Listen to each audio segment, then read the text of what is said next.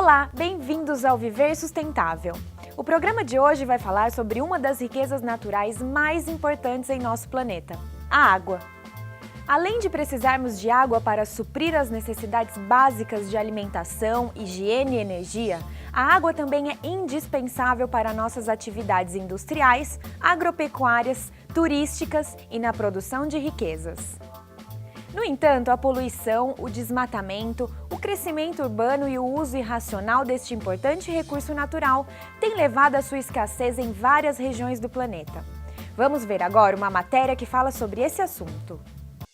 7.000 anos atrás, na Suméria, já se preocupava em armazenar a água dos rios em açudes de argila. No Egito Antigo, surgiam os primeiros canais de irrigação. Em 2500 a.C., a Índia se torna pioneira na construção de um sistema de distribuição de água e coleta de esgoto. Mais tarde, os aquedutos entram na paisagem da antiguidade. O desafio da época era tornar a água potável e combater as doenças. Idade Média, período das trevas. A peste arrasa a Europa. A água está contaminada. O esgoto corre a céu aberto. As doenças se alastram. A Revolução Industrial incha as cidades, mudam os hábitos de higiene, cresce o consumo. A água passa a ser motivo de guerra. A guerra entre Israel e países árabes também está ligada à disputa pela água. Atualmente, 40 conflitos entre países estão relacionados à questão de escassez de água. A água não vai acabar, né? Isso é uma coisa que a água que existe no planeta é um volume de água só. O que vai acabar, o que vai ficar difícil é o nosso acesso à água pura, de boa qualidade, né? Nós vamos estar poluindo a água cada vez mais e esse acesso vai ficar cada vez mais difícil. Em alguns lugares do mundo, essa questão de tempo também tem a ver com aonde, né? Em alguns lugares do mundo, esse problema já existe. O acesso à água pura já não satisfaz mais as necessidades da sociedade. A África passa por problemas gravíssimos relacionados a isso, as regiões do Saara e abaixo do Saara têm problemas gravíssimos em relação ao acesso à água potável de boa qualidade.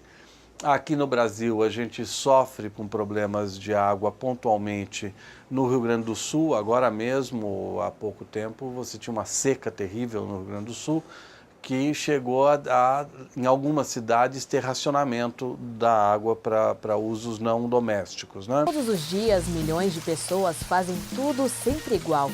Água para beber, água para cozinhar, água para lavar o quintal, lavar a louça, regar as plantas. Mas na rotina desses gestos tão comuns, muitas vezes a gente não percebe o quanto a água é preciosa. Mais do que isso, a gente nem imagina que um dia a água potável pode acabar e que essa preocupação acompanha o homem há muito tempo. Se apenas 1 milhão de pessoas, durante um mês, fechar a torneira para escovar os dentes, a água que vai ser economizada só nesse pequeno gesto, fechar a torneira para escovar os dentes, é a água que cai pelas cataratas do Iguaçu por 12 minutos. Então, mesmo um grupo que não é a população do planeta, 1 milhão de pessoas, é 6.000 avos do que é a população do planeta. Durante só um mês, não estou falando em 1 ano, 10 anos, a vida toda, conseguiria fazer um efeito enorme, um impacto enorme. De toda a água existente no planeta, 97% é salgada e imprópria para o consumo. 3% é água doce e desses 3%, somente 0,007% é encontrada em áreas de fácil acesso ao homem. Assista agora a matéria sobre a importância da água no organismo humano com o Dr. Sérgio Weismann. Olá! Você sabe qual é o elemento mais abundante e, consequentemente, mais importante dentro do nosso corpo? A resposta certa é água. Nós somos formados de uma quantidade muito grande de água. A criança, quando nasce, ela tem mais de 80% de água dentro do seu corpo. E à medida que nós vamos envelhecendo, nós vamos diminuindo a quantidade de água que compõe os nossos órgãos internos. É importantíssimo nós lembrarmos que, se não fornecermos ao organismo a quantidade adequada de água para o bom funcionamento, nós vamos acarretar uma série de situações que vão nos comprometendo gradativamente. Primeiro, nós vamos nos desidratando sem perceber e muitos órgãos internos não vão funcionando tão bem. Dentre os órgãos que dependem de água de uma maneira muito especial está o cérebro. O cérebro do idoso, por exemplo, ele tem uma necessidade enorme de receber água, porque o indivíduo idoso, além de muitas deficiências pela própria idade, ele passa a ter carência de água que vai comprometer raciocínio, memória, concentração, e isso tudo vai fazendo com que a qualidade dele vá diminuindo. Então, o lembrete principal em relação a esse tema é que nunca devemos nos esquecer de fornecer água ao organismo. Então, lembre-se, beber água é tão importante quanto se alimentar.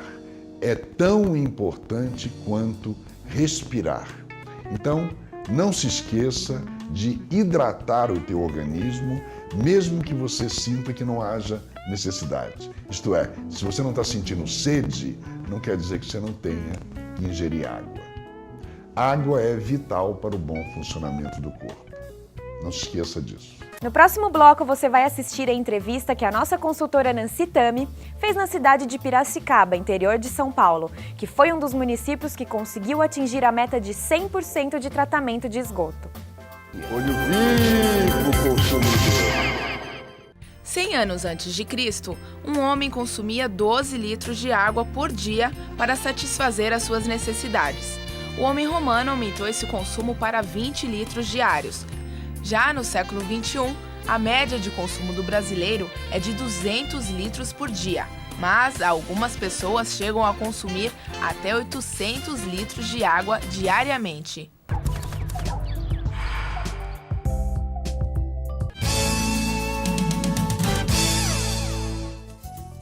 Segundo a Organização Mundial da Saúde, mais de 50% dos leitos hospitalares são ocupados por pessoas que contraíram moléstias causadas por água contaminada. Mais de 25 tipos de doenças estão relacionadas à água. O Brasil é um país de dimensões continentais. Isso faz com que diariamente tenhamos que conviver com situações paradoxais, como inundações e escassez de água, dependendo da região e da época do ano. É o caso do estado de São Paulo, que vem apresentando uma das maiores estiagens dos últimos 50 anos. Rios perenes estão praticamente secos e de seus leitos emergem objetos e relevos que há décadas estavam submersos. É o caso do rio Piracicaba, que forma a bacia do PCJ dos rios Capivari e Jundiaí, importante manancial que alimenta o sistema Cantareira, que abastece parte da região metropolitana de São Paulo. Vamos assistir agora a uma entrevista feita pela nossa consultora Nancy Tami, com Vlamir Schiavuso, presidente do SEMAI, Serviço Municipal de Água e Esgoto da cidade de Piracicaba, que comenta sobre os riscos de desabastecimento de água naquela importante cidade do estado de São Paulo. E Vlamir, não tem como iniciar esse bate-papo sem nós falarmos da crise do abastecimento. E gostaria de ouvir de você como que o SEMAI, aqui em Piracicaba, está enfrentando essa crise e sobre a vazão dos rios, né, principalmente aqui da bacia do Piracicaba, do PCJ. Piracicaba tem o privilégio de ser abastecido por dois rios. O Piracicaba, né, com 10% da captação, o Curumbataí com 90% da captação, e com isso nós estamos conseguindo fazer um abastecimento da cidade sem pensar em racionamento no momento, sem pensar em fazer qualquer tipo de segurança na água para um futuro. Por quê? Porque o rio Curumbataí, ele mantém uma vazão, mesmo nessa estiagem agressiva que nós estamos passando, O rio Curumbataí, ele mantém de 4 a 6 metros cúbicos por segundo, que é uma vazão que dá, assim, ela é satisfatória para aquilo que a cidade usa. Então, neste momento, nós estamos acompanhando a qualidade, nós estamos acompanhando a captação durante todo o curso do Curumbataí, para que não tenhamos surpresa. E também acompanhando as nascentes. E, por enquanto, a gente pode garantir que as nascentes do rio Curumbataí ainda estão numa normalidade, já que nós estamos numa crise muito acentuada, uma coisa que nós não vimos anteriormente, e isso daí realmente está prejudicando muitas cidades. Mas Piracicaba ainda está com a felicidade de ter aí essa garantia de fornecimento, enquanto a vazão do Curumbataí se manter em torno de 4 a 6 metros cúbicos por segundo. Você acredita então que num cenário, por exemplo, atual, a gente não tem esse risco, né, do desabastecimento da água? Nós temos já um plano traçado. Se houver a necessidade para um racionamento, nós já sabemos como enfrentá-los, né? Essa falta de água já está tudo assim, estudado, estruturado, mas por enquanto nós não pensamos em racionamento, exatamente pelo motivo do rio Curumbataí manter essa vazão, que é diferente de uma represa. Se você faz um racionamento, você aumenta a vida útil dessa represa e pode ter assim alguns meses a mais para abastecimento. No caso do rio Curumbataí, que é a captação de Piracicaba, o que nós captamos e utilizamos, o restante, ele não é armazenado, ele não é represado, ele segue o percurso do rio. Então, nesse momento, nós não pensamos em racionamento porque a vazão ainda é suficiente e nós não temos, assim, nenhuma outra cidade jusante que possa estar também precisando desse volume. Então, por enquanto, nós não estamos pensando em racionamento. Piracicaba também é destaque no cenário nacional, por ser um dos primeiros municípios brasileiros a atingir a meta de 100% de tratamento de esgoto. Vamos continuar assistindo a entrevista que a nossa consultora Nancy Tami fez com Vlamir Schiavuso, presidente do SEMAI. Vlamir, falando também do esgoto, que também é uma atribuição, né, do trabalho todo do SEMAI, como que ficam as competências entre o SEMAI e a concessionária? Olha, para a gente falar de esgoto, nós precisamos um pouco ir buscar alguns dados na história, porque a cidade de Piracicaba sempre foi e sempre se destacou a nível nacional pelas lutas, né, de combate à poluição do rio Piracicaba e, de uma maneira geral, de todo o meio ambiente. Em 1989, né, foi inaugurada a primeira estação de esgoto de Piracicaba. Foi um trabalho que começou com o ex-prefeito Mendes Tami, que hoje é deputado federal. Ele iniciou o projeto de tratamento de esgoto na cidade, deu sequência com o ex-prefeito também Humberto de Campos. Passaram-se alguns partidos pela prefeitura e não houve avanço. E aí retornamos na prefeitura com o ex-prefeito Barjas Neves, que começou um movimento muito grande, inclusive destaque também a nível de estado, para que Piracicaba chegasse a 100% de esgoto tratado. E naquele momento nós tínhamos 35% do esgoto tratado. Nós precisamos chegar a 100%.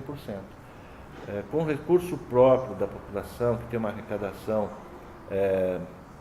equivalente ao consumo de água para esgoto e tratamento, nós conseguimos fazer uma estação de tratamento à Ponte do Caixão, para 150 mil habitantes.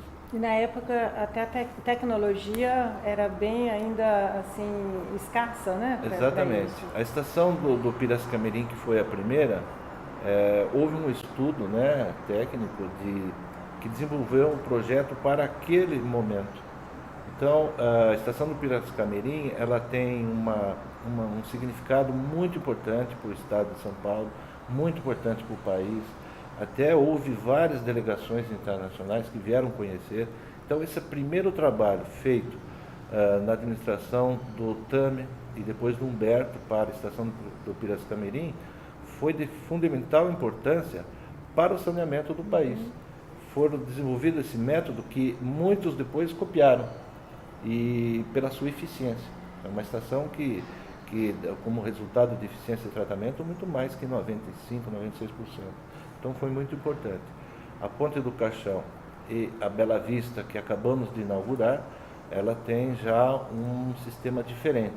É o sistema aeróbio, que não produz o odor, né, o mau cheiro, e também porque muda um pouco o sistema de aeração. Mas Piracicaba, hoje, nós podemos dizer que, depois da parceria público-privada, criou uma SP, que é a Águas do Mirante.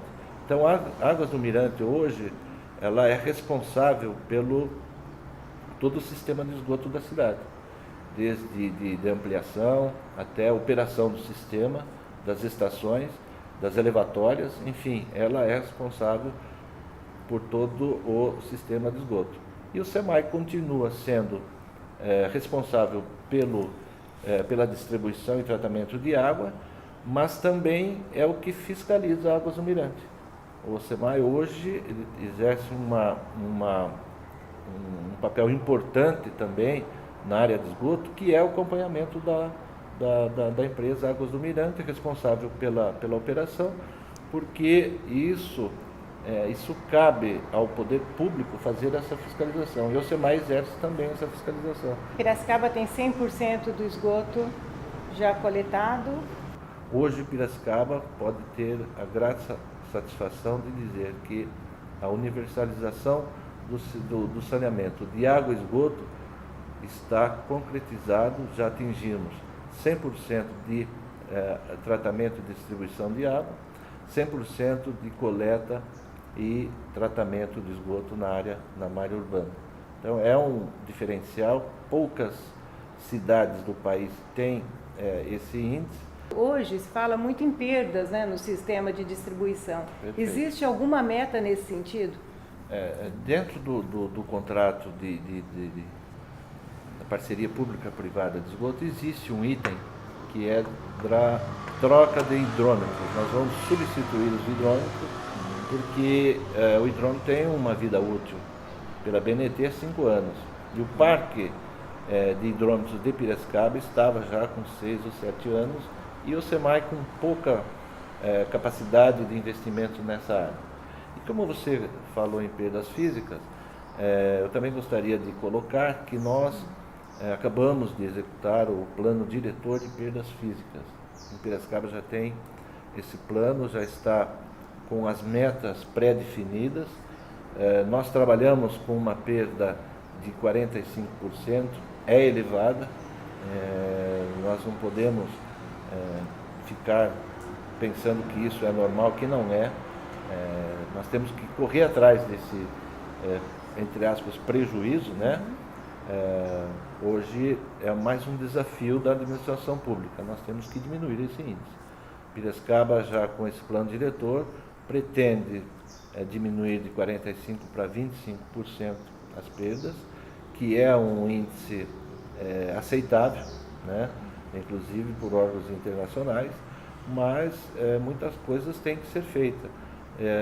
Muitas obras têm que ser feitas na cidade, como setorização, colocação de válvulas reguladoras de pressão, substituição de redes, colocação de um centro de controle, né, de operacional, que você tem os dados passados por telemetria. É um ponto crucial para toda a administração poder enfrentar esse problema para diminuir as perdas, que o ganho é muito grande, né? Você deixa de consumir energia elétrica, você deixa de consumir bastante produtos químicos, o aproveitamento é melhor, você deixa de captar, então nós estaríamos aí trabalhando para o meio ambiente, que eu acho que é o objetivo de todos nós. Vlamir, nessa parceria público-privada, em relação ao tratamento de esgoto, né, que vocês chegam aí a 100%, quanto foi investido nesse trabalho? Olha, nós temos um contrato assinado com Águas do Mirante, num valor de investimentos por parte da empresa de 303 milhões de reais. Até o momento, para nós atingirmos 100% de esgoto, foi investido mais de 120 milhões de reais. Por isso que a parceria pública-privada é uma saída, é um fator positivo, por quê? O SEMAI não tinha capacidade financeira de fazer esses investimentos em um curto período de tempo. Quando você faz uma parceria, você vem com a empresa, ganha a licitação, ela faz os investimentos e o SEMAI tem aí uns anos para pagar. No caso de Piracicaba, são 30 anos o contrato com a empresa Águas do Mirante. Então, isso foi uma das saídas que nós encontramos para que pudéssemos chegar a 100% do esgoto tratado. Muito obrigada, Vlamir. Parabéns pelo trabalho e acredito que acaba sendo o trabalho que vocês desenvolvem aqui referência para muitos outros municípios. Parabéns e obrigada por estar aqui conosco. Obrigado. No próximo bloco, mais Viver Sustentável. Não saia daí, voltamos já. Embora 2/3 do nosso planeta seja composto de água, a maior parte é salgada e a água doce existente está em sua maior parte sob a forma de gelo. Assim, os recursos hídricos disponíveis para o consumo humano representam menos de 0,3% da água existente na Terra. Infelizmente, as ações humanas ao longo de séculos, como desmatamento, poluição e consumo irracional, têm levado a um agravamento deste quadro de escassez de água, exigindo que vultuosos recursos públicos e privados sejam empregados na recuperação dos recursos hídricos. Vamos ver agora o projeto de despoluição do Rio Tietê, que está recuperando um dos maiores rios do estado de São Paulo. O Tietê é o maior rio do estado de São Paulo e foi um importante caminho para a descoberta do país. Tem 1.136 quilômetros de extensão e uma característica própria: corre para o interior do estado.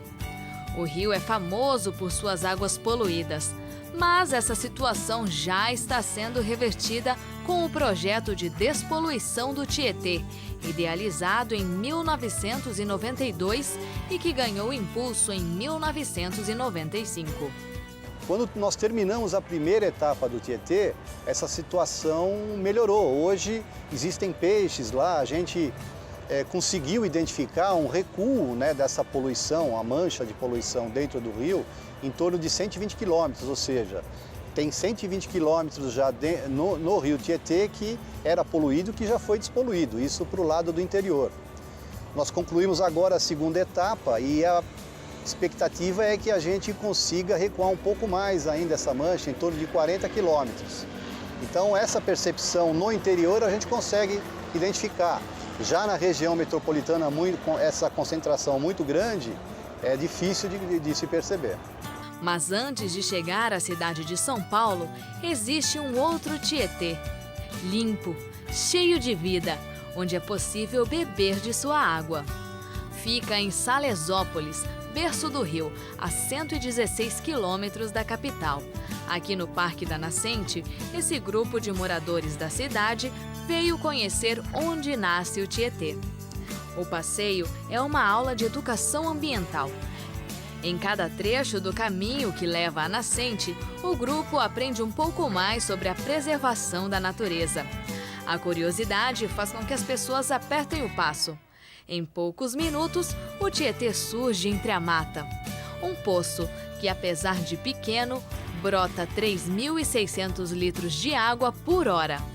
Límpido, como os primeiros desbravadores o encontraram. A nascente abriga um ecossistema próprio. Esses bichinhos que se agitam sobre a água são conhecidos como mãe d'água.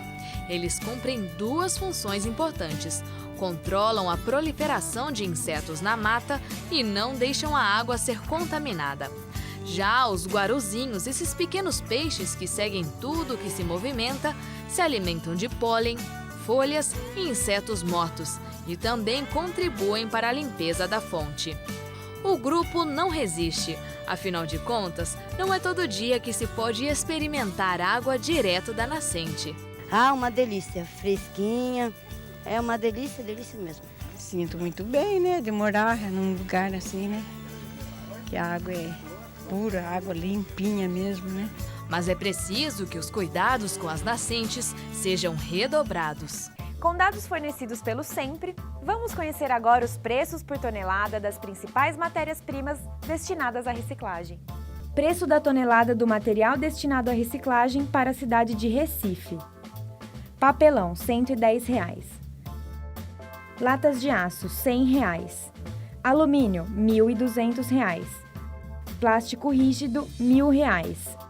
E PET, R$ 600.